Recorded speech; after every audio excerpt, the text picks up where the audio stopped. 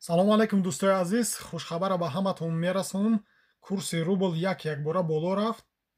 Исхат 1000 рубл 129 сомону 60 дирҳам.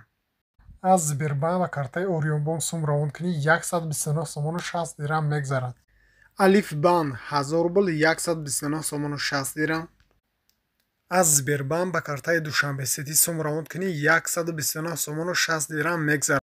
Спитамент банк 1000 рубл 129 сомону 60 дирҳам. $100 1082 сомон. 100 евро 1180 сомон.